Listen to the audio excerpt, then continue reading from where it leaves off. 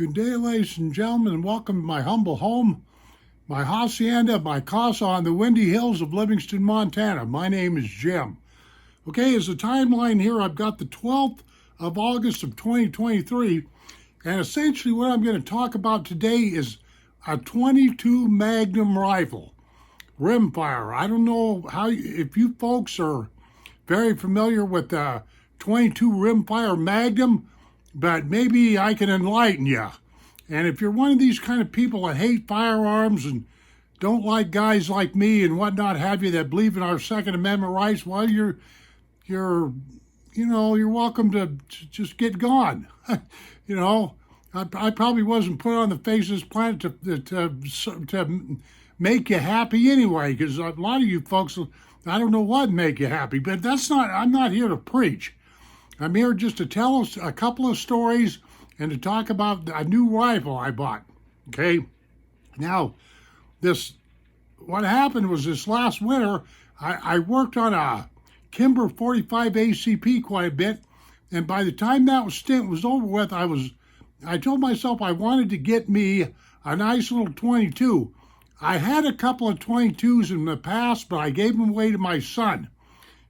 Right now, as far as rimfire goes, I've got a really nice bolt action varmint target, a Savage 17 HMR. And I'm talking about one that's made for match shooting. And it shoots very, very well. But what I had in mind was to get me just a knock-around, good old 22 Magnum rimfire. Now, for you folks that don't have any faith in the 22 rimfire, I'm just sitting here to tell you that this is one of them weird little cartridges that's been overlooked. Let me tell you a story to fortify what I'm saying. Okay, back when I was a kid, I used to live in a place called Ronan, Montana. Ronan. Just Google it. It's up in northwestern Montana. Anyway, Ronan, Montana sits right in the middle of the Flathead Indian Reservation. And, okay, in Ronan there was this old boy by the name of Luco. That was his name.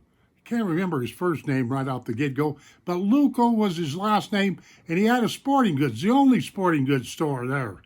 Anyway, there was this old Indian fellow that used to sit outside of Luco's store all the time, carving on a piece of wood. He just sitting there carving and kind of chuckling.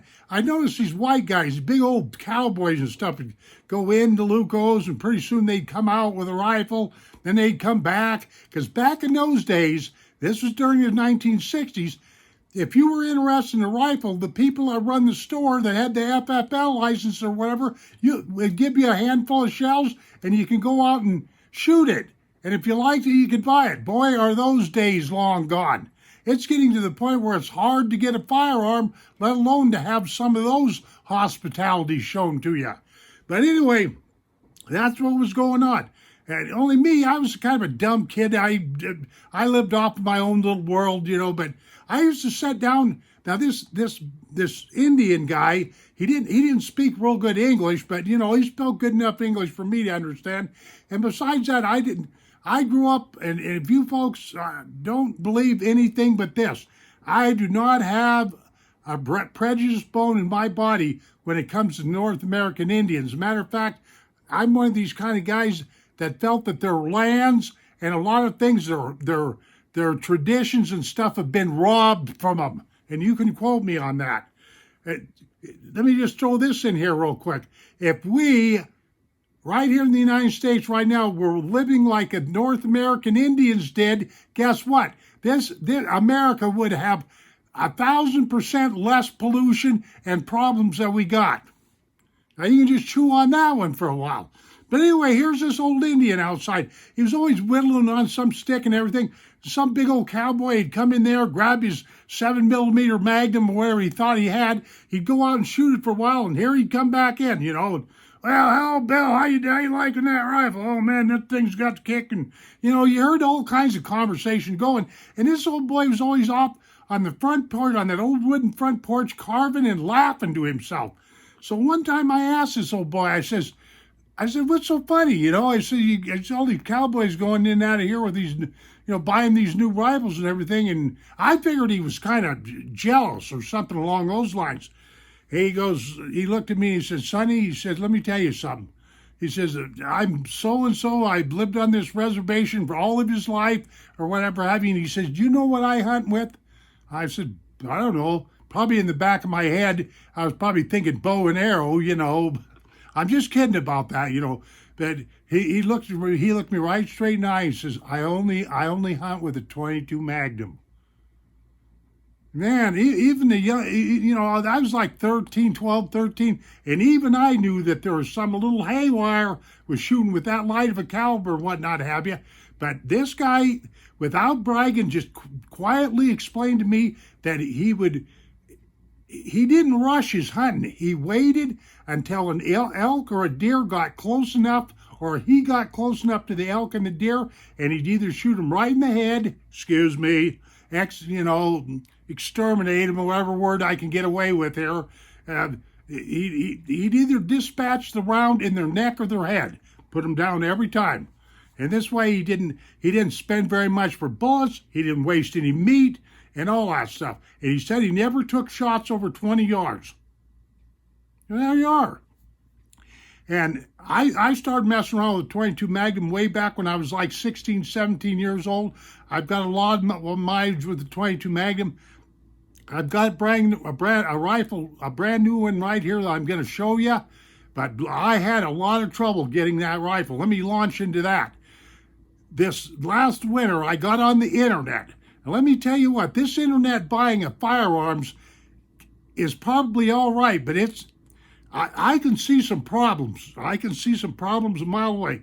Anyway, to make a long story short, I'm not going to tell you what happened to me, but I had several instances where I tried to get a hold of just a plain Jane .22 Magnum rifle. I'm left-handed. I do not have a top choice of every right-handed rifle that's out there, because there's a lot of right-handed rifles compared to a left-hand bolt like what I am. Okay, so I used the internet to track me down some various .22s I was interested in. Well, to make a long story short, I never could get one. I never could get one ordered, and I was treated very badly. Let's put it that way. I'm not gonna tell a story because it's not even worth telling. I'm not even gonna. Let me tell you something here. I'm never gonna do business with Cabela's. I'm never going to do business with Dick's Sports, and I'm never going to do business with Sportsman's Warehouse. Those three businesses right there are in cahoots. They're all underneath one tent, and I can almost assure you that they don't give a damn, excuse my French, about their customers. They might smell like it, they might look like it, they might feel like it and everything, but they don't. It's as simple as that. I found that out the hard way. I was able to get my .22 Magnum that I've got right now through a very small independent FFL dealer. Very nice people own that shop over in Manhattan, Montana. And maybe in the future I'll talk more and toss them some business, but they treated me very well. And I have my son-in-law that lives in Belgrade, Jake, to thank for helping me out to get this rifle, because it was a long time coming. I started working on getting this rifle in May, and what is it now? August. But here we go. I don't want to make this file too long. This right here, ladies and gentlemen, like I say, I don't have the pick of the crop because I'm left-handed. I'm a southpaw. In other words, I'm one of these kind of guys that's SOL when it comes to rifles. But I was lucky enough to get a left-hand bolt Savage. This Savage right here is simply called a B-22, okay? It's got a synthetic stock. It's a very light rifle. I think this thing, you'll have to look it up. I'm not going to throw all these figures at you because I don't want to. I'm lazy. But just look it up. A B-22 .22 Magnum. And .22 Magnum is actually, technically, it is 22 MR, if you ever see it on the boxes, which stands for Winchester Magnum Rimfire. Okay? This guy here has got a 21-inch barrel, which is not too bad. It came with sights on it, which, you know, that's not too bad. And it also came with bases right here, which kind of surprised me. But I've already got a scope picked out for this. I've already got a sling. I've already got a Picatinny rail that's going up here. And I've got rings. I've got Picatinny rings. And what else? So I've got everything to make this thing go. And I'm not setting this up for no target action or any of that kind of stuff. You know, this is just a plunk around. You shoot maybe a gopher or two or pass or just, actually it's a tin can shooter is what it is. You know, nice little rifle though. It's magazine fed. And folks, if you got any questions about this is a totally legal piece, by the way. There's nothing altered about this. It's brand new out of the box. Anyway, I started to say this has got a cartridge, kind of like what Ruger did with their 1022s for years. So Ruger changed some things on, say, from the old 93 and some of their models to this B22. Matter of fact, here's the box. Not that this means anything, but I don't know if you can even see salvage on that end or not. Probably not. But this is the box that it came in. I just thought I'd set it beside the chair. Not that this means anything, which it doesn't. And if you want to know what you can get these for, you should be able to get these all day long for $300. That's exactly what this cost me, is $300. Nice little rifle. It's good and light. Got a synthetic stock. I know I've said that. It's got the Accu trigger right here. Matter of fact, I'm going to show you. It's not going to hurt to dry fire this, but I'll show you the trigger on this guy. Watch and listen. I don't know if you can see that. I'm going to do that again.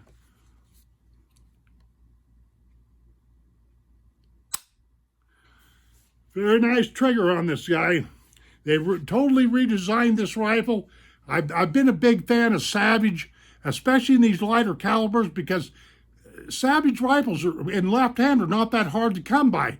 But some of these companies, holy God, you'd think that the second coming of Christ was coming around just to have them be, turn out a few left-hand bull rifles, And that was another thing. I'm going to close with this, ladies and gentlemen. I'm a Vietnam veteran. And when I first started out in this 22 thing to buy me a 22 for dinking around with, I looked at the semi-auto loading 223s and the 5.56. The AR-15s that everybody's freaking out about? I just could not bring myself to buy one because of what happened to us guys in Vietnam. When I was in Vietnam, we had the M16A1, and they still hadn't got the bugs worked out of that thing. And I'm sitting here to tell you, we lost a lot of guys over in Vietnam because we were handed some rifles that simply good caliber, fairly good cartridge and everything, but they like to jam up. You don't send young men into war with garbage like that. And so no matter how hard I tried, I could not talk myself into getting anything semi-auto load, anything 22, anything AR-15 like that.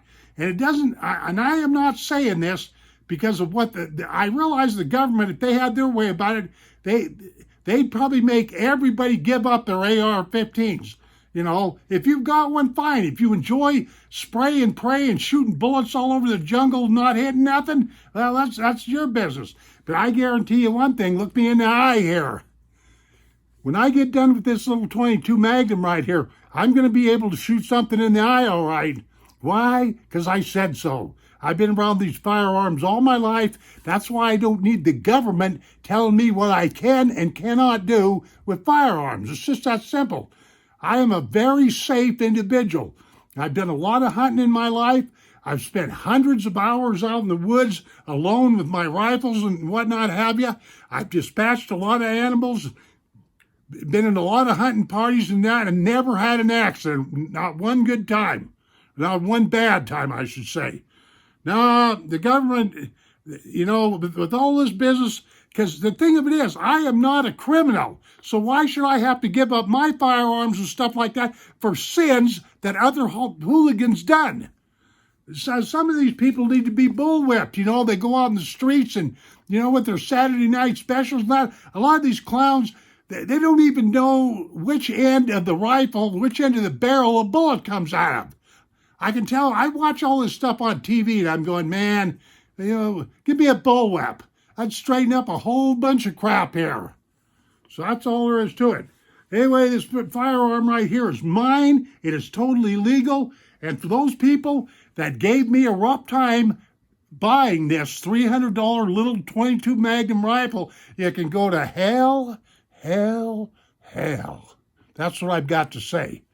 Okay, I don't know much more. If you like the looks of this piece, just go look it up on Savage website. It's a plain Jane 22 Magnum, 21-inch barrel, bolt action, 3 rounds in the cartridge here, 10 rounds. I meant to say 10 or 8. And it's got swivels right here for, for a sling, which I've got a sling for it. And it does have rear sights on it and front sights, which I'm probably not going to use. But I'm going to be putting this rifle together, in the next few weeks or so. I'm going to take it kind of easy because I've been e-biking, but I've got all the stuff. But this rifle right here has been the toughest rifle that it's taken me to acquire.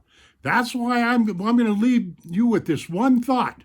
If you want to buy a firearm, I am urging you to get down to your FFL dealer or do whatever you got to do. Buy a firearm and do it now. Because I can smell, I can sense that the government, if they had their way about it, you wouldn't be able to buy jack and nothing. It's just that simple. So you better get her done. Okay, ladies and gentlemen, thank you for your attention. That's the end of this video. I get to rant and raving and forget where I'm at. Anyway, sign up for my channel. I won't bite or anything like that. My name is Jim. I live up here in Livingston, Montana. Give me a thumbs up, a thumbs down. Give me the old love sign there. And give me a comment. Let me know that you're around. I generally I try to answer all comments if I can get to them. So, ladies and gentlemen, have a nice day, and we shall see you on down the trail, and adios, my friends.